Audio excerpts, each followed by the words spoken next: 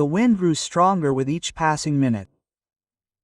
I remember how the raindrops, at first sparse and almost imperceptible, turned into a solid wall of water. Our yacht, Esperanza, a wedding gift from Adriana's parents, rocked on the waves like a toy. The 12-meter hull, which had seemed so reliable in Marina Bali, now felt like a fragile shell in the midst of a furious ocean. "Mark, we need to change course." Adriana tried to shout over the wind, her tanned face contorted with anxiety. We had been married for only 2 weeks. A wedding in a small circle of friends, and then our dream, a 3-month journey through the islands of Indonesia. I am an experienced yachtsman, Adriana Marosk, a marine biologist. We planned this route for 2 years. We studied maps of currents, seasonal winds, coral reefs. But no forecast predicted a sudden typhoon in this region. Not this season. Hang in there. I gripped the wheel, trying to keep the yacht perpendicular to the waves. Check the locator beacon. Adriana came down to the wheelhouse. I saw her struggling with the list, clinging to the railings. Her long dark hair, usually pulled back into a ponytail, was now loose and stuck to her face. We were 200 miles from the nearest inhabited island, in a relatively sparsely populated area. The last contact with the Coast Guard was 8 p.m. hours ago. A wave the size of a 3-story building crashed onto the side. Esperanza heeled over so much that the mast almost touched the water. I heard a crack and knew the keel had given way. We were losing stability. "Adriana," I shouted, trying to maintain my balance. "Life jackets, emergency buoy." She appeared in the wheelhouse doorway, pale with a bleeding wound on her forehead. We were holding our life jackets and the waterproof container with the emergency kit. The beacon was activated. Her voice was shaky but composed. The GPS coordinates were transmitted. We managed to put on our life jackets when another wave capsized the yacht. The last thing I remember was Adriana clinging to my hand as we were washed into the raging sea. I came to with the burning salt water in my eyes. Darkness surrounded me. The storm waves tossed me around like a toy doll. The life jacket kept me afloat, but every breath was labored. "Adriana!" I screamed, but my voice was drowned out by the roar of the elements. A flash of lightning illuminated the ocean, and I saw her about 20 meters away, clinging to an overturned life preserver. Gathering all my strength, I swam toward her, fighting the current that threatened to carry us in different directions. "Hold on." I finally reached her and grabbed the fruit. "Are you okay?" "I think I dislocated my shoulder." Quote. Adriana winced in pain, but her eyes were determined. "Where's Esperanza?" I looked around. Our yacht was nowhere to be seen, only dark waves and flashes of lightning in the low clouds. "We need to get on the fruit," I said, examining the overturned life pod. "Help me turn it over." With great difficulty, fighting the waves and our own fatigue, we managed to turn the 4-person life pod over. I helped Adriana climb inside, then climbed in myself. We were wet, cold, but alive. "The emergency kit container," Adriana suddenly exclaimed. "It should be attached to the raft." I felt around in the darkness for the fastening and, sure enough, found a waterproof container the size of a small suitcase. Inside was a basic survival kit: flares, a water maker, fishing gear, a first aid kit, a few energy bars, and 2 liters of fresh water. "The beacon is working," Adriana said, touching the small device on her life jacket. "He's after us, we just have to hold on." I hugged my wife, trying to warm her with my body. We huddled in the life raft, listening to the storm gradually subside. Adriana was shaking, but she wasn't crying. I knew she was thinking the same thing I was. How long would it take for rescuers to find us in the middle of the ocean? By dawn, the storm had almost stopped. The gray sky was reflected in the relatively calm water. We were exhausted, but alive. I carefully peered out of the raft, trying to get my bearings. Quote, "Mark, look." Adriana pointed to the horizon. In the distance, maybe a kilometer away, a dark strip of land was visible. An island. Our fruit was slowly but surely being carried towards it by the current. We need to row. I took a folding oar from the emergency kit. We'll get to the shore faster. For the next 3 hours, we took turns rowing, guiding the fruit towards the island. The sun rose, drying our chapped lips and sunburned skin. But with each stroke of the oar, the island grew closer, turning from a vague strip into the distinct outlines of a beach, rocks, and green jungle. When we were 100 meters from the shore, a wave picked up our fruit and carried it with force towards the coastal rocks. We flew out of the raft and were dragged through the shallows. I grabbed Adriana's hand, afraid of losing her in the foaming surf. Finally, the wave threw us onto the sandy shore. We lay gasping on the wet sand. Alive, rescued from the ocean, but washed up on an unknown island, the coordinates of which weren't marked on our maps. Adriana turned to me. Her face was scratched, blood was caked on her forehead, but her eyes were shining with relief. Something clearly went wrong with the honeymoon, she tried to joke. I squeezed her hand, feeling tears of relief well up in my eyes. The main thing is that we're alive and we're together. We didn't know then that this patch of land would become our home for 3 long years. The first day on the island passed in a daze. We pulled our damaged life-saving fruit away from the surf and built a primitive canopy from found branches and a piece of canvas from the emergency kit. Adriana examined Marin. Several deep cuts on his back and ribs and treated them with antiseptic from the first aid kit.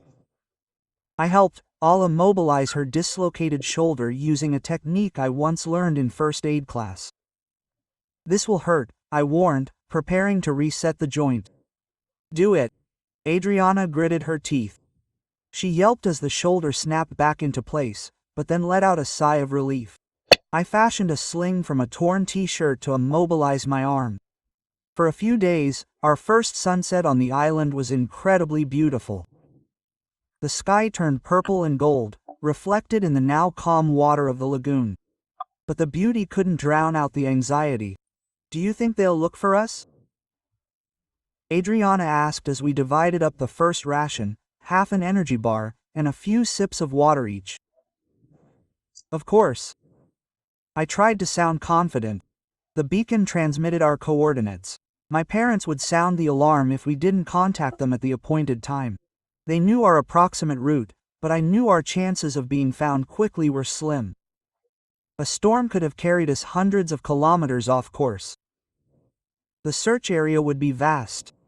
On the second day, we began to act more organized. The first thing we needed was to find fresh water. Our emergency supply would run out in a few days.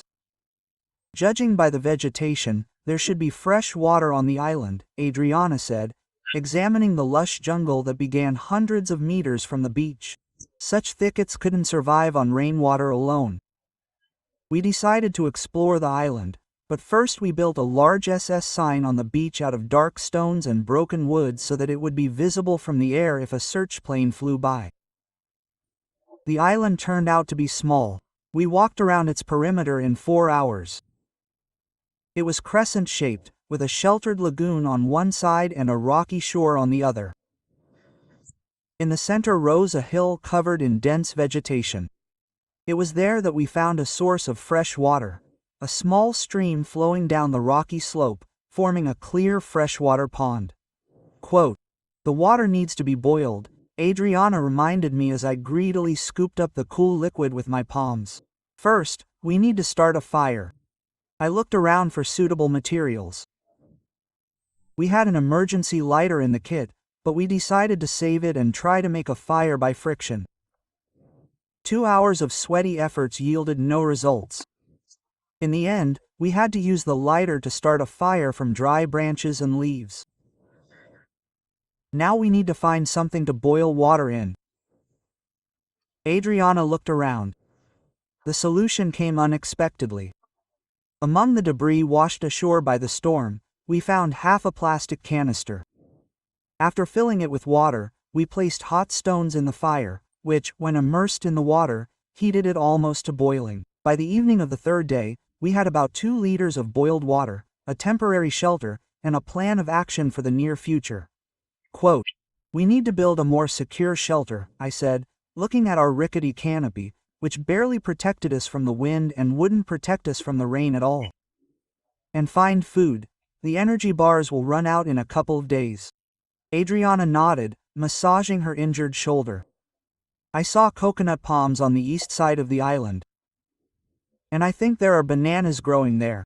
We'll check tomorrow, and we'll also try to catch some fish. There's fishing line and hooks in the emergency kit. We sat by the fire, looking at the stars, incredibly bright, without city lights. The constellations of the southern hemisphere, which I knew from navigation books, were now our only guides. Quote, "You know," Adriana said quietly, snuggling into my shoulder. "When we planned our honeymoon, I imagined us living on the beach, eating fruit and fishing.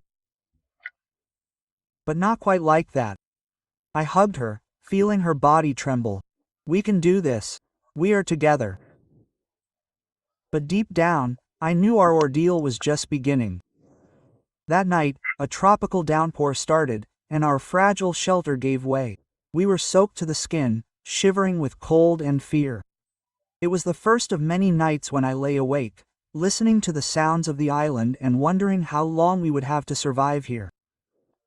On the fourth day, I climbed to the highest point of the island, hoping to see passing ships or neighboring islands. But as far as the eye could see, there was only endless ocean. We were alone. "We need to prepare for the fact that we will be here for longer than a few days," I said to Adriana, returning from reconnaissance. Yala nodded silently, her gaze fixed on the horizon. I knew what she was thinking.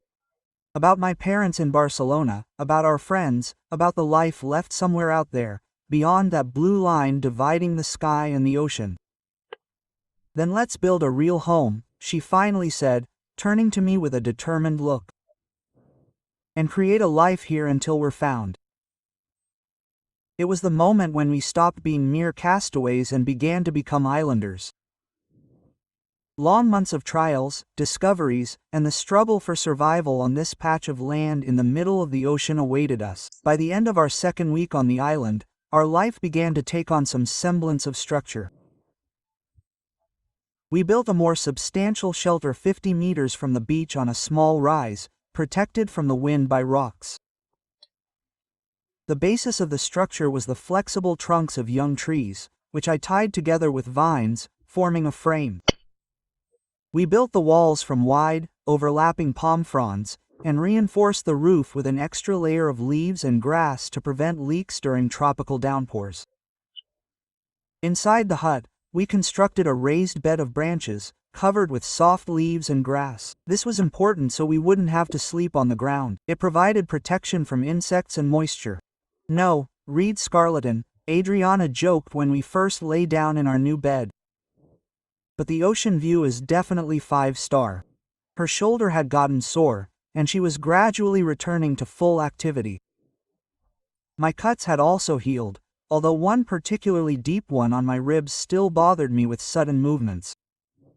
Food remained the main problem. We quickly learned to forage for coconuts, knocking them down with long sticks or climbing palm trees. The coconut milk quenched our thirst, and the flesh was nutritious but monotonous. The bananas we found turned out to be wild, small, and full of seeds, but still edible. Fishing was initially unproductive. The line and hooks from the emergency kit were too thin for the big fish, and the small ones weren't biting our improvised bait. "We need to make a harpoon or a spear," I suggested after another unsuccessful attempt to catch anything with a rod or trap. Adriana gazed thoughtfully at the shallows of the lagoon. "At low tide, natural pools form here. If they are slightly modified, it is possible to catch fish that swim in at high tide and remain trapped at low tide." This idea proved to be a lifesaver. We spent 2 days strengthening and deepening the natural depressions in the coral reef surrounding the lagoon. On the third day, our first trap yielded a catch: 4 small, colorful fish, whose names we didn't know. "They could be poisonous," Adriana warned, examining the bright stripes on the sides of the fish.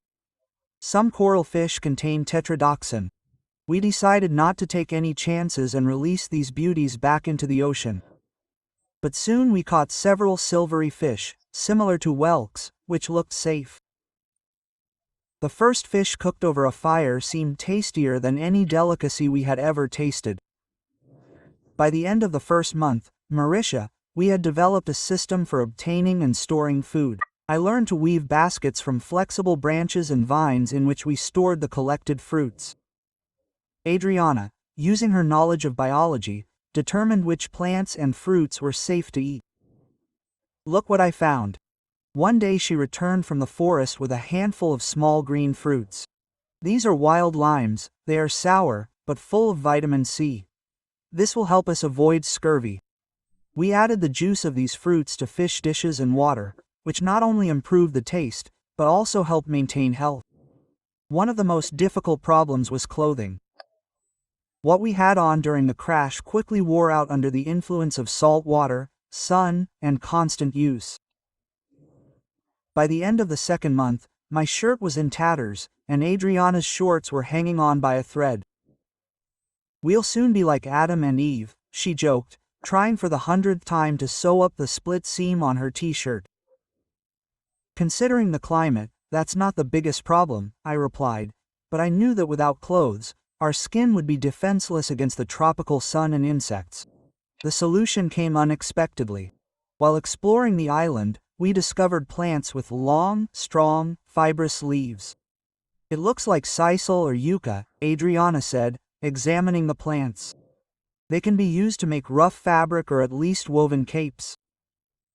For the next 2 weeks, we experimented with various weaving techniques and soon created primitive but functional capes and skirts from plant fibers. They were stiff and not very comfortable, but they protected us from the sun and the thorny plants in the jungle. Finding fresh water was no longer a problem. In addition to the stream, we found several more springs on the island and built a rainwater collection system from broad leaves and hollowed-out coconut shells. But the most important achievement was reliably producing fire. After many unsuccessful attempts, I mastered the technique of friction of wooden sticks and could now light a fire without using a lighter, which we saved for emergencies. Quote, "You're a real Robinson," Adriana said proudly when I once again made a fire in a matter of minutes. "And you're my Friday," I joked, but then stopped myself, seeing how her face changed. "No," she said quietly. "We are both Robinsons. We are equal here, Mark. It's important to remember." She was right. Our survival depended on our joint efforts, on the equal contribution of each of us. Adriana, with her knowledge as a biologist, often noticed things I missed: edible plants, animal behavior, signs of approaching bad weather. I used my engineering skills to create tools and improve our shelter. By the end of the third month, we realized that rescue might not come as soon as we hoped. Our emergency beacon had long since stopped working. The battery is designed for a maximum of 200 hours of continuous operation. The SOS sign on the beach was regularly updated, but during all this time we had not seen a single plane or ship. "We must be prepared to stay here for a long time," I said one evening as we sat by the fire. Adriana was silent for a long time, looking into the fire. Quote, "You know, I'm starting to get used to this life," she finally said. "Of course, I miss home, my parents, a hot shower and coffee in the morning, but there's something real here. We live in the rhythm of nature, see every sunrise and sunset, know the value of every drop of water and every bite of food." I hugged her, feeling her heartbeat next to mine. "We'll create our life here," I said. "A real home. And one day, when they find us, we will remember this time not as trials, but as adventures." But trials lay ahead for which we were not prepared. The rainy season, tropical storms, illness and loneliness. Our survival on the island was just beginning. The 6th month on the island brought the first serious test. The rainy season. We knew it was coming, observing the changes in the behavior of animals and plants. Birds began building nests higher than usual. Ants moved their colonies to higher ground, and some plants accelerated flowering, as if rushing to complete the cycle before the prolonged downpours arrived. "We need to strengthen the roof and walls," Adriana said, looking worriedly at our home, "and build drainage ditches around the hut to prevent flooding." We worked tirelessly for the next 2 weeks. I dug ditches around the perimeter of our house, directing potential flows of water away from the dwelling. We added another layer of palm fronds to the roof, carefully overlapping them to create a waterproof covering. We reinforced the walls with additional branches and clay we found at the foot of the hill. Inside the hut, we built shelves out of branches suspended from the ceiling to store our meager belongings and food supplies off the ground. We moved the firewood supplies under a shelter protected from the rain but well ventilated to prevent the wood from rotting from the humidity. The first real downpour began during the night. We woke to the thunder of water pounding the roof. It felt as if someone had dumped an entire ocean on our house. Lightning illuminated the island, turning night into day for a split second, and thunderous rumbles made the earth tremble. Quote, "It's holding up," Adriana sighed in relief when we confirmed the roof was leak-proof. But our joy was premature. By morning, water had begun seeping through the walls and rising from the ground, despite the drainage ditches. By midday, a puddle several centimeters deep had formed in the hut. Quote, "We need to raise the floor," I said, looking at our soaking wet bed.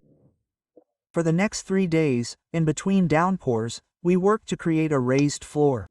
Using sturdy branches and trunks of young trees, I constructed a platform 30 centimeters above the ground. Meanwhile, Adriana wove mats from palm fronds to cover this framework. Our improved shelter withstood the next storm, but the rainy season brought other problems. The humidity became a perfect breeding ground for mold and mildew, which attacked our clothes, shoes, and even our food. Mosquitoes bred in the stagnant water, turning the nights into torture. "I have a fever." One morning, Adriana woke up pale, her eyes shining with heat. Her whole body ached. I touched her forehead. "Hot as coals in a fire." "Looks like malaria or dengue," she whispered. Mosquitoes. Our first aid kit only contained basic medications: aspirin, broad-spectrum antibiotics, antiseptics. Nothing specific for tropical fevers. "Take aspirin to bring down the fever." I helped her swallow the pill, washing it down with coconut milk. "And you need to drink plenty of fluids." The next 7 days were the most terrible of our time on the island. Adriana was tossing and turning in a fever, occasionally losing consciousness. I never left her side, wiping her with cool water, forcing her to drink leaf teas, which, according to her own earlier words, could have an antipyretic effect. "Don't leave me," she muttered deliriously, grabbing my hand. "Promise you won't leave me." "Never." I held her hand in mine, feeling the tears streaming down my cheeks. "We are together forever." On the 8th day, the crisis passed. The fever subsided, and Adriana was able to sit up and drink some broth made from the fish I'd caught the day before. She was as weak as a newborn kitten, but the danger was over. Quote, "I had strange dreams," she said as her strength began to return. "About home, about my parents, about our past lives. They seemed so real that waking up was a disappointment." I understood her feelings. I often dreamed of hot showers, coffee from a coffee machine, a soft bed with clean sheets, things that had once seemed ordinary but were now unattainable luxuries. After Adriana recovered, we took measures against mosquitoes, found plants with repellent properties and rubbed them on our skin. We constructed primitive nets from fine, woven fibers for protection while sleeping. We began keeping fires burning with smoke from certain types of wood, which repelled the insects. By the end of the rainy season, which lasted almost 3 months, we had become experienced islanders. Our dwelling had transformed into a relatively comfortable home with a raised floor, a sturdy roof, walls protecting from wind and rain, and even some amenities: storage shelves, primitive furniture made of branches and vines, a separate kitchen area, and an area with a permanent fire. We learned to predict the weather based on natural cues. A certain cloud pattern meant an approaching storm. The unusual behavior of crabs on the beach foreshadowed a strong tide. Circles around the moon were a sure sign of rain the following day. Quote, "You know, I learn all this from books at university," Adriana said one day as we watched the sunset, foreshadowing a clear day tomorrow. But it's one thing to know the theory, quite another to live it, to depend on that knowledge. I understood what she meant. We were no longer tourists in nature. We had become part of it. Our bodies adapted to the new way of life. We both lost weight, but gained muscle from constant physical work. Our skin tanned to a deep brown. Our hair faded in the sun. Our hands grew rough from work, our feet hard as soles. But the greatest changes occurred within us. We learned to appreciate every moment of life, every sip of clean water, every bite of food. We learned to find beauty in simple things: the flight of a bird, the pattern of a leaf, the sound of the wind, the canopy of trees. "Sometimes I think," Adriana said once as we lay on the beach, gazing at the stars, "that if we were rescued now, I would miss this place, this life." I understood her feelings. Despite all the difficulties, there was a special purity of existence on the island. There were no lies, no pretense of social masks. Only us, our true selves, naked before nature and each other. "When we're rescued," I replied, emphasizing the word when, not if. "We'll be different people, better versions of ourselves." But rescue was still a long way off. New challenges, new discoveries, and decisions that would change our lives forever awaited us. Our first anniversary on the island passed quietly. We celebrated with a special dinner of baked fish with wild herbs and fruits we'd managed to gather in the jungle. Sitting by the fire, we reminisced about our past lives, made plans for the future, and tried not to think about how much longer we'd spend here. "I gave you a gift," I said, pulling a small object wrapped in a wide leaf from behind my back. Adriana unwrapped it and gasped. It was a necklace of small shells and polished stones strung on a thin vine. "It's beautiful," she whispered, putting on the jewelry. "Thank you." Quote, "I have something for you too." She handed me a small package. Inside was a leather notebook, stitched from scraps of our old clothes.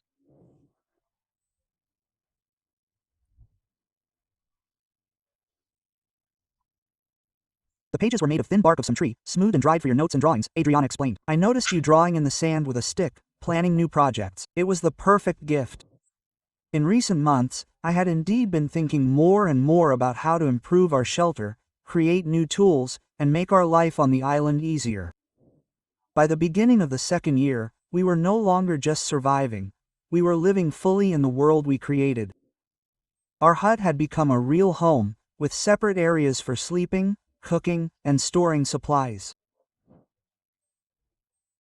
We built a primitive but effective rainwater collection system, using broad leaves and bamboo trunks as gutters that directed the water into large containers made from hollowed-out tree trunks. Our diet became more varied. In addition to fish and fruit, we also had shellfish, crabs, and seabird eggs, which we collected during nesting season. Adriana discovered several types of edible roots and tubers, reminiscent of potatoes and sweet potatoes, which became an important source of carbohydrates. "Look what I found." I once returned from the far side of the island with an armful of long, straight stems. "It's like bamboo, only smaller and more flexible." "Real bamboo," Adriana exclaimed, examining the plants. "This will change our lives." And she was right. Bamboo became a versatile material for many of our projects. We made a new, stronger fishing spear from it, baskets for storing food, even primitive pipes for the water supply system. Split and straightened bamboo turned into sharp knives, which significantly facilitated our work. Our daily life gradually became more organized. We developed a system for preserving fish and fruit, drying them in the sun, smoking them over a fire, and fermenting them in special containers. This allowed us to stockpile supplies in case of bad weather or illness. But the most important invention of the second year was the clay and stone oven we built next to the house. It allowed us to cook food more evenly, saving firewood and time. "I miss coffee," Adriana said one morning as we breakfasted on baked tubers and fruit. "And chocolate, and bread and butter. And I miss pizza," I sighed. "And a cold beer on a hot day." These conversations about food from a past life became our little ritual. At first they caused melancholy and even tears, but over time they turned into a kind of game, a way to maintain a connection with a world that seemed increasingly distant. The scars from the crash, both physical and emotional, gradually healed. The scar on my ribs turned white and no longer bothered me when I moved. Adriana's shoulder was completely restored, although sometimes it still ached before the rain. But the psychological and skiological changes were much deeper. We became more patient, learned to appreciate silence and solitude. Our conversations became deeper, revelations, without the distractions of modern life, phones, televisions, social networks. We truly listened and heard each other. Quote, "You know," Adriana said one day when we were sitting on the shore, watching the sunset, "I have never been so close to anyone as I am with you here." Even in our past in life, when we first started dating, there was always a part of me I didn't show. I understood what she meant. Here on the island, there was no room for pretense or social masks. We saw each other at our most vulnerable, sick, scared, desperate. And this created a connection deeper than anything that could have been formed in ordinary life. By the end of the second year, we began to notice that our hopes for rescue were fading. We still held up the SOS sign on the beach, but we did it more out of habit than with any real belief in salvation. "Do you think they're still looking for us?" Adriana asked on the second anniversary of our crash. I wanted to lie, to say that, of course, the search was ongoing, that our families hadn't given up, but we'd learned honesty on the island. "I don't think so," I answered quietly. "It's been too long. They've probably declared us missing, presumed dead." Quote. Adriana nodded, her eyes dry but filled with sadness. "I think about my parents often," she said. "How they're coping. Mom was always so emotional. It must have broken her heart." We sat in silence for a long time, thinking about those we left behind in another world, about parents, friends, colleagues, about the lives of our otashi that went on without us. "But you know what?" Adriana finally said, turning to me with an unexpected determination in her eyes. "If we are destined to spend the rest of our lives here, I'm glad I'm here with you." I pulled her close, feeling tears welling up in my eyes. "Me too," I whispered. "You are my home, Adriana, wherever we are." The third year brought new challenges and discoveries. One day, while exploring the far part of the island, we came across a thicket of wild cotton, small bushes with distinctive white fluffy bolls. Quote, "This will change everything," Adriana said excitedly, collecting the precious fibers. "We will be able to make real cloth, sewing thread, even rope." We spent the next week experimenting with cotton. We learned to spin thread using a primitive spindle made from a sharpened stick and a round stone with a hole in it. Then Adriana built a simple loom from bamboo poles and began to create rough but real cloth.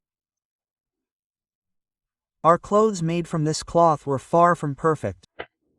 Uneven, with a rough texture, but they were stronger and more comfortable than our previous outfits made from iling palm leaves. Another important discovery was a method for making salt. We created shallow pools on the shore, filled them with seawater and allowed it to evaporate in the sun, leaving salt crystals.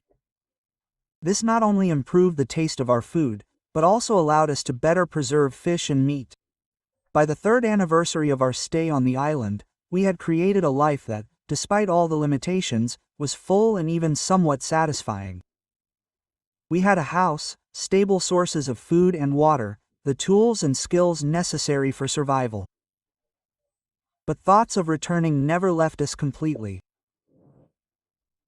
Sometimes, looking at the horizon, I imagined a ship appearing in the distance, us lighting a signal fire, being noticed, picked up, returned to the world of people. What would this return be like? Would we be able to get used to the noise of cities again? To the constant flow of information, to social conventions, or would part of us remain here forever, on this small island where we learn to live a real life? These questions remained unanswered until one day at dawn on the 1095th day of our stay on the island, I saw the silhouette of a ship on the horizon. At first I thought it was a mirage, a play of light on the waves. Over the past 3 years, we had seen many deceptive silhouettes on the horizon, clouds like sails, shadows reminiscent of ship hulls. But this one was different, distinct, moving on a certain course. Adriana, I rushed to our hut, where she was still sleeping. A ship on the horizon. She jumped up, instantly awake, disbelief and hope warring in her eyes. Are you sure? We ran ashore together. The ship was still there. A small vessel, perhaps a fishing vessel, moving parallel to the shore of our island. Signal fire, Adriana exclaimed, and we rushed to a pre-prepared pile of dry branches and leaves. Over 3 years, we had imagined this moment many times, rehearsed it in our minds. We had a plan, a signal fire at the highest point of the beach, a mirror of polished metal debris to reflect the sun's rays. Bright fabric that could be waved like a flag. I struck a spark, and the dry grass under the branches caught fire. Adriana added green leaves, creating a thick smoke that should be visible from afar. Then she ran for our homemade flag, a piece of bright fabric, dyed a rich red with berry juice. They will see us, she repeated, waving the cloth. They must see. I directed the sun's glare from the metal mirror towards the ship, creating bright flashes of light. We shouted, although we knew that at such a distance they would not hear us. Minutes stretched into eternity.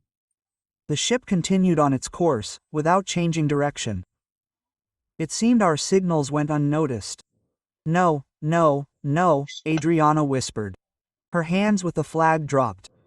They can't see. And suddenly the ship changed course. Slowly but clearly, it began to turn towards our island. They noticed, I shouted, hugging Adriana. They are coming towards us. We spent the next hour in feverish anticipation. The ship was approaching, becoming larger and clearer. Now we could see its details. A small fishing boat with an Indonesian flag. What will we take with us? Adriana suddenly asked. Looking back at our hut, at the life we had built here, it was an unexpected question. For 3 years, the island had become our home. Here were things made by our own hands that had special value to us. Tools, clothes, jewelry, notes in my homemade notebook. The most important thing, I answered after a pause. Things that cannot be recreated. We quickly assembled a small bundle. My notebook with notes and drawings. A shell necklace that I gave the little one for our first anniversary. A few special stones and shells that we collected while walking along the beach. Everything else, our tools, clothes, utensils, would remain here, as evidence of our life on the island. When the ship approached so close that we could see people on deck, the reality of salvation finally crashed down on us. We were returning to the world after 3 years of isolation. After learning to live without electricity, without modern medicine, without all the conveniences of civilization, we would again become part of society. I'm afraid, quietly, Adriana admitted, squeezing my hand. Me too, I replied, understanding her without further explanation. A small boat with 3 people separated from the ship. They rowed towards the shore, and we could hear their surprised exclamations in Indonesian.